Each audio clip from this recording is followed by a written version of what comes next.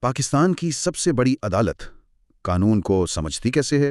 یہ سوال سادہ لگتا ہے، لیکن اس کا جواب ہمارے ملک کی پوری قانونی اور آئینی سمت طے کرتا ہے۔ جی بالکل۔ تصور کریں کہ آئین کا ایک حصہ صدر کو کسی مجرم کو معاف کرنے کا اختیار دیتا ہے، جبکہ آئین کا ہی دوسرا حصہ کہتا ہے کہ تمام قوانین اسلامی اصولوں کے مطابق ہوں گے۔ اور اسلامی اصولوں میں خاص طور پر قتل جیسے جرم میں معافی کا حق صرف مقتول کے خاندان کو ہے۔ تو جب یہ دو آئینی اصول آپس میں ٹکرائیں تو عدالت کیا کرے گی؟ آج ہم اسی کشمکش کے مرکز میں جائیں گے اور نسیم رازی کے ایک تحقیقی مقالے کی روشنی میں یہ سمجھنے کی کوشش کریں گے۔ اور اس بحث کی اہمیت بہت زیادہ ہے، کیونکہ کسی بھی ملک میں قانون کی حکمرانی کا انحصار اسی بات پر ہوتا ہے کہ قوانین کی تشریح کتنی واضح اور مستقل ہے۔ صحیح۔ پاکستان کا آئینی ڈھانچہ منفرد ہے۔ اس کی بنیاد ہے قرارداد مقاصد پر، جسے اب آئین کے آرٹیکل 2A کا حصہ بنا دیا گیا ہے، جو یہ کہتا ہے کہ حاکمیت اللہ تعالیٰ کی ہے۔ جی، اور تمام قوانین قرآن و سنت کے مطابق ہوں گے۔ یہ ہمارا نظریاتی ستون ہے، لیکن دوسری طرف ہماری پوری عدالتی عمارت انگریزی کامن لاء کے ڈھانچے پر کھڑی ہے۔ یعنی عدالتی نظیروں پر، پرانے فیصلوں پر۔ بالکل، یہی وہ بنیادی کشمکش ہے جس کا آج ہم جائزہ لیں گے۔ ٹھیک ہے، تو آئیے اس کشمکش کو کھولتے ہیں۔ ایک طرف قرآن و سنت ہے اور دوسری طرف انگریزی قانون کی وراثت۔ مقالے کا پہلا نقطہ یہی ہے کہ ان دونوں نظاموں کا فلسفہ ہی مختلف ہے۔ بالکل۔ تشریح کا بنیادی فلسفہ ہی مختلف ہے۔ اسلامی نظام میں، جسے ہم تفسیر یا تعویل کہتے ہیں، مقصد یہ ہوتا ہے کہ الہامی متن میں یعنی قرآن و سنت میں قانون بنانے والے یعنی اللہ تعالیٰ کی اصل نیت کو سمجھا جائے۔ جی۔ یہاں مرکز نگاہ شارع یعنی قانون دینے والے کی ذات ہے۔ اس کے برعکس انگریزی نظام میں تشریح کا مقصد مقننہ مطلب پارلیمنٹ کی نیت کو سمجھنا ہوتا ہے۔ اچھا۔ وہ یہ جاننے کی کوشش کرتے ہیں کہ جب قانون ساز یہ قانون بنا رہے تھے تو ان کے ذہن میں کیا تھا، اور اس کے لیے ان کا سب سے بڑا ذریعہ پچھلے عدالتی فیصلے ہوتے ہیں۔ تو مقصد تو دونوں کا نیت جاننا ہی ہے، لیکن ایک کا ذریعہ الہامی ہے اور دوسرے کا انسانی۔ یہ بہت دلچسپ فرق ہے۔ تو کیا سپریم کورٹ نے کبھی واضح طور پر یہ کہا ہے کہ ان میں سے کون سا نظام بالا تر ہے؟ ہاں، اور یہ بات بہت سے لوگوں کے لیے شاید حیران کن ہو۔ نظریاتی طور پر سپریم کورٹ نے کئی بار یہ تسلیم کیا ہے کہ قرآن و سنت ہی ملک کا سپریم لاء یا اعلیٰ ترین قانون ہے۔ اچھا۔ اس کی ایک بڑی مثال ہے 1998 ایز ظہیر الدین بنام ریاست کیس۔ اس فیصلے میں عدالت نے بہت واضح الفاظ میں کہا کہ قرآن و سنت میں موجود اسلام کے احکامات اب پاکستان کا مثبت قانون یعنی پازیٹیو لاء ہیں۔ ایک منٹ، آپ نے پازیٹیو لاء کی اصطلاح استعمال کی۔ جو لوگ قانوندان نہیں ہیں ان کے لیے ذرا سمجھا دیں، یہ کیوں اتنا اہم ہے؟ یہ بہت اچھا سوال ہے۔ دیکھیں، سادہ لفظوں میں پازیٹیو لاء وہ قانون ہوتا ہے جسے ریاست باقاعدہ طور پر نافذ کرتی ہے اور جس کی خلاف ورزی پر سزا ہو سکتی ہے۔ جی بالکل۔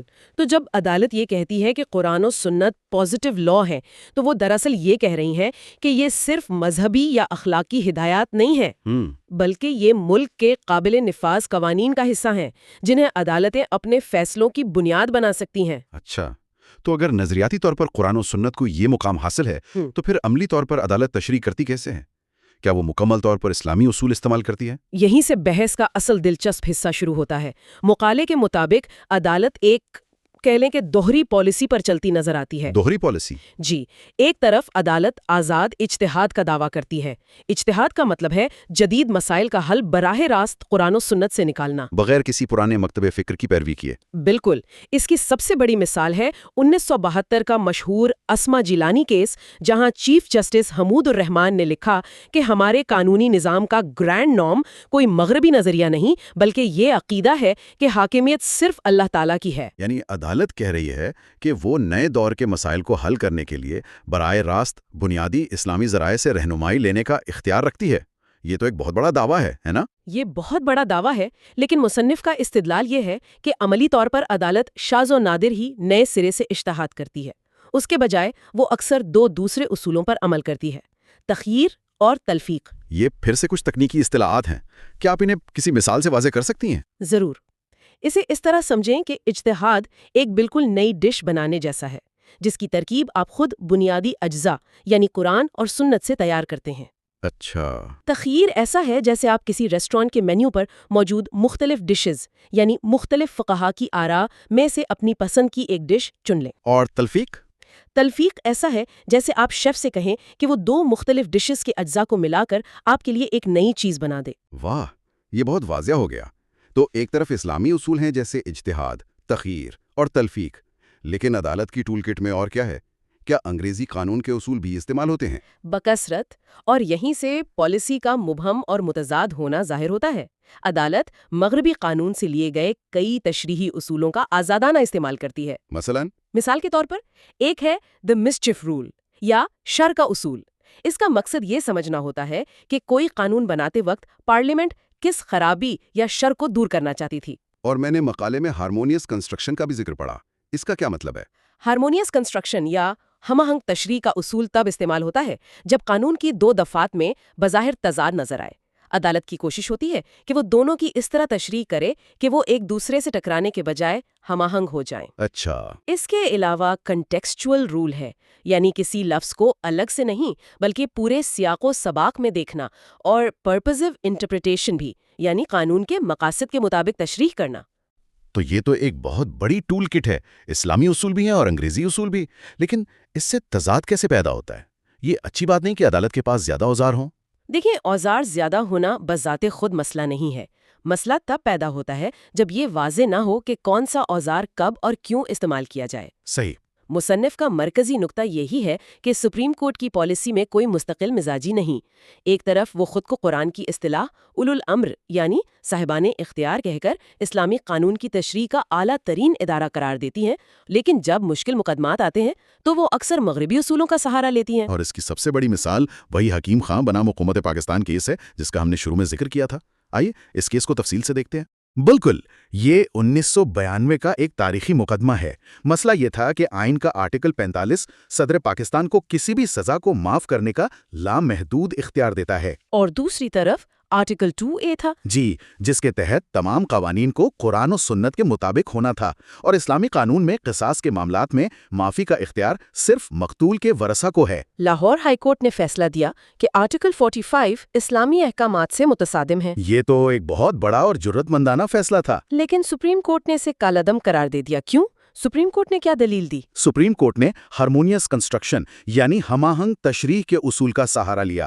عدالت نے کہا کہ آئین کی دو شقوں میں تضاد کی صورت میں عدالت کا کام ان میں ہم آہنگی پیدا کرنا ہے، انہیں ایک دوسرے کے خلاف کھڑا کرنا نہیں۔ عدالت نے کہا کہ وہ خود آئین کی تخلیق ہے، اس لیے وہ آئین کے کسی حصے کو ختم یا غیر مؤثر قرار نہیں دے سکتی، اور اگر ان میں واقعی کوئی ناقابل مصالحت تضاد ہے تو اسے حل کرنا پارلیمنٹ کا کام ہے، عدالت کا نہیں۔ ایک منٹ، یہ تو بہت عجیب لگتا ہے۔ تو سپریم کورٹ نے بنیادی طور پر یہ کہا کہ یہ ایک ایسا تضاد ہے جسے ہم حل نہیں کر سکتے، لہٰذا ہم اس معاملے سے پیچھے ہٹتے ہیں۔ یہ تو ایک طرح سے اپنی ذمہ داری سے دستبرداری نہیں ہوئی؟ مصنف نسیم رازی اس فیصلے پر یہی تنقید کرتے ہیں۔ ان کا موقف بہت مضبوط ہے۔ وہ قانون کی تشریح کے ایک اور مسلمہ اصول کی طرف توجہ دلاتے ہیں جسے ڈاکٹرن آف امپلائیڈ ریپیل کہتے ہیں۔ Employed repeal? جی، اس اصول کے مطابق اگر ایک ہی موضوع پر دو قوانین موجود ہوں، ایک پرانا اور ایک نیا، اور دونوں میں تضاد ہو، تو یہ سمجھا جائے گا کہ نئے قانون نے پرانے قانون کو منسوخ کر دیا ہے۔ صحیح، اور یہاں آرٹیکل 2A نیا قانون تھا جو 1985 میں آیا۔ بالکل، آرٹیکل 45 آئین کے شروع سے موجود تھا، جبکہ آرٹیکل 2A کو بعد میں آئین کا باقاعدہ قابل نفاذ حصہ بنایا گیا۔ اس اصول کے تحت آرٹیکل 2A کو آرٹیکل 45 پر فوقیت حاصل ہونی چاہیے تھی، لیکن عدالت نے اس اصول کو نظر انداز کر دیا۔ یہ ایک بہت اہم نقطہ ہے، لیکن اس کی کوئی تو وجہ ہوگی۔ کیا اس فیصلے کے حامی کوئی اور دلیل پیش کرتے ہیں؟ مطلب کیا یہ ممکن ہے کہ عدالت کسی بڑے آئینی بحران سے بچنے کی کوشش کر رہی تھی؟ یہ ایک بہترین نقطہ ہے، اور یہی وہ جگہ ہے جہاں ہمیں صرف ایک ذریعے پر انحصار کرنے کے بجائے وسیع تر تناظر کو دیکھنا چاہیے۔ رازی کا مقالہ اس فیصلے پر سخت تنقیدی ہے، لیکن دوسرے قانونی ماہرین یہ دلیل دیتے ہیں کہ سپریم کورٹ کا فیصلہ کمزوری نہیں بلکہ عملیت پسندی اور عدالتی حکمت پر مبنی تھا۔ اچھا۔ ان کا کہنا ہے کہ اگر عدالت لاہور ہائی کورٹ کے فیصلے کو برقرار رکھتی تو اس سے ایک آئینی بحران پیدا ہو سکتا تھا، جہاں ریاست کے سربراہ کے اختیارات پر گمبھیر سوالات اٹھ جاتے۔ ان کے نزدیک عدالت نے تصادم سے گریز کر کے نظام کو مفلوج ہونے سے بچایا۔ تو یہ بحث صرف قانونی تشریح کی نہیں بلکہ عدالت کے کردار کی بھی ہے، کہ آیا عدالت کا کام صرف قانون کے متن کی تشریح کرنا ہے یا پھر وسیع تر سیاسی اور سماجی استحکام کو بھی مد نظر رکھنا ہے۔ مقالے میں اس تضاد کی کوئی اور وجوہات بھی بیان کی گئی ہیں، مثلا ججوں کی اپنی تربیت کا اس میں کتنا عمل دخل ہے؟ جی ہاں، مصنف ایک اور بہت حساس لیکن اہم نقطے کی طرف اشارہ کرتی ہیں۔ وہ کہتی ہیں کہ آزاد اجتہاد کا دعویٰ کرنا آسان ہے، لیکن اس پر عمل کرنا انتہائی مشکل ہے۔ کیوں؟ کیونکہ اجتہاد کے لیے صرف نیت کافی نہیں، بلکہ اس کے لیے عربی زبان میں مہارت، قرآن و سنت کا گہرا علم، اصول فقہ پر عبور اور جدید دور کے تقاضوں کی سمجھ لازمی ہے۔ صحیح۔ مصنف کا کہنا ہے کہ ہمارے عدالتی نظام میں اکثر ججوں کی بنیادی تربیت انگریزی کامن لاء میں ہوتی ہے۔ ان کے لیے مغربی تشریحی اصول زیادہ مانوس، واضح اور کوڈیفائیڈ ہوتے ہیں۔ تو کیا مصنف یہ کہہ رہے ہیں کہ نظام کی ساخت ہی ججوں کو مغربی اصولوں کی طرف دھکیلتی ہے، چاہے وہ نظریاتی طور پر اسلامی اصولوں کو ہی کیوں نہ مانتے ہوں؟ بالکل، یہ صرف انفرادی ججوں کی قابلیت کا سوال نہیں، بلکہ پورے نظام کی ساخت کا سوال ہے۔ جب آپ کے پاس ایک ایسا نظام ہو جس کی بنیاد ہی انگریزی قانون پر ہو، تو اس میں اسلامی اصولوں کو مکمل طور پر سمونا ایک بہت بڑا چیلنج ہے۔ اس ساری بحث اور تنقید کے بعد مصنف آخر میں کس نتیجے پر پہنچتے ہیں، اور کیا وہ اس مسئلے کا کوئی حل بھی پیش کرتے ہیں؟ مصنف کا حتمی نتیجہ یہ ہے کہ سپریم کورٹ کی تشریحی پالیسی اس وقت تک مبہم اور متضاد رہے گی جب تک وہ واضح طور پر اپنے اصولوں کا تعین نہیں کر لیتی۔ یہ دو کشتیوں میں سوار ہونے کے مترادف ہے۔ تو وہ کیا تجویز کرتی ہیں؟ وہ تجویز کرتی ہیں کہ عدالت کو سنجیدگی سے اپنی تشریحی پالیسی پر نظر ثانی کرنی چاہیے اور قرآن و سنت کی روشنی میں واضح، مربوط اور مستقل اصول وضع کرنے چاہیے۔ یہ تو ایک طویل مدتی حل لگتا ہے۔ کیا مقالے میں کوئی ایسی فوری یا دلچسپ بات بھی ہے جو اس بحث کو ایک نئی روشنی میں دکھائے؟ ہاں، مقالے کا اختتام ایک بہت ہی دلچسپ اور فکر انگیز موازنے پر ہوتا ہے۔ مصنف کا کہنا ہے کہ ہم اکثر یہ سمجھتے ہیں کہ انگریزی قانون کے تشریحی اصول بہت جدید اور مؤثر ہیں، لیکن حقیقت یہ ہے کہ اسلامی تشریحی نظام میں موجود اصول جیسے قاعدہ سیاق و سباق یا مصالح و مرسلہ یعنی عوامی مفاد کا اصول اور اجتہاد المقاصدی انگریزی قانون کے اصولوں کے مقابلے میں کہیں زیادہ جامع، لچکدار اور گہرے ہیں۔ تو مسئلہ ہمارے اپنے اصولوں میں نہیں، بلکہ ان کو سمجھنے اور اعتماد کے ساتھ استعمال کرنے میں ہے۔ جی بالکل۔ تو اس گہرے جائزے سے ہم نے دیکھا کہ پاکستان کی سپریم کورٹ کی تشریحی پالیسی ایک چوراہے پر کھڑی ہے۔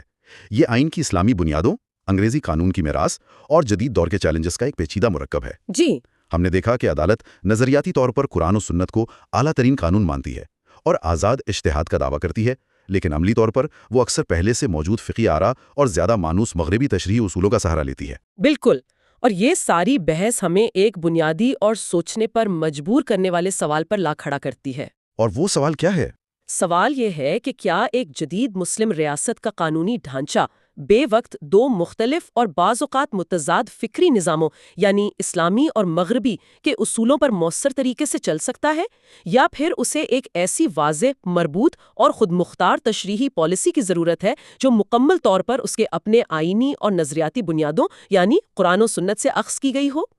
یہ وہ سوال ہے جس کا جواب پاکستان کے مستقبل کی قانونی اور آئینی سمت کا تعین کرے گا۔